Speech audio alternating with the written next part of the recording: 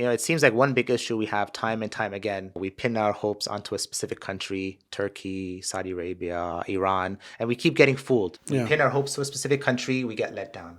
We pin our hopes to another country, we get let down. It's just a cycle that repeats over and over again. How can the Ummah get out of this pattern? Well, the only way to get out of this pattern is really to understand geopolitics as it is. We have a short-term memory. In World War I, the whole Middle East, the whole Muslim world was occupied.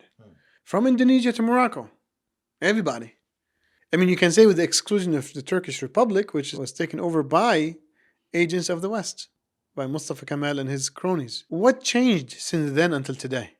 Since 1918, let's say, until today, almost 100 years, did anybody basically study the history of these countries in the change of power? For example, Saudi Arabia. What happened? Nothing. From the grandfather to the children, right? Which is the king still is one of the children, Salman, but the de facto ruler is the grandson. The same ruling family is still there. What changed in Saudi Arabia? Saudi Arabia, before it was built, allied themselves with the British and they fought against the Uthmaniyin, the Ottomans, and they were part of the demise of Islam and the Muslimin. What changed? Like people have short-term memory. This is, subhanAllah, this is what really makes one's blood boil, because there's people getting slaughtered every day due to our political ignorance. What happened in Turkey? It's the same regime. One president after another president, a super secularist, Kemalist, until we get to Erdogan. Okay, well, Erdogan is one person. Did he change the whole country? No. He almost even lost in the last election. The institutions are still filled with secular Kemalists. The majority of Turks, if you exclude the Kurds in Turkey, the majority of Turks are super secular Islam haters. Sorry to say it this way, guys, but it's the truth. I'm not saying 90%, but probably 55%. Still a majority. Yeah, if it's 20%, it's too much.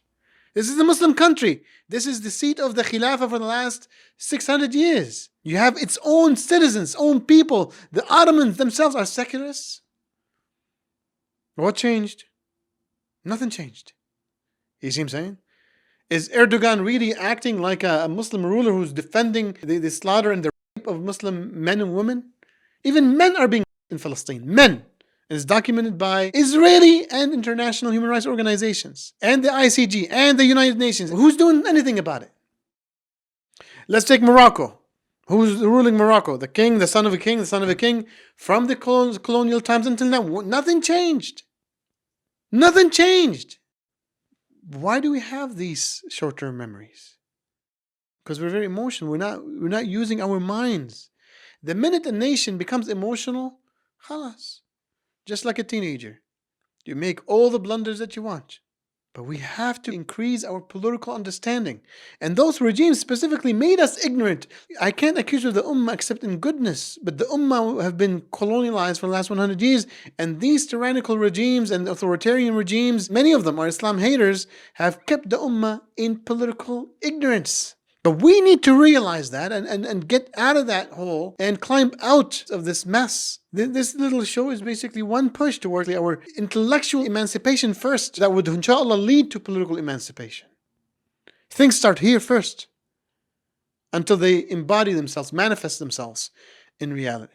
Everybody, make sure you like, you subscribe, comment, and share. We want to continue the engagement on these videos and spread them to remove the intellectual slavery, to emancipate us intellectually before we get politically emancipated. Bi-idhnillahi ta'ala. Watch this space. Assalamu alaikum wa rahmatullahi wa barakatuh.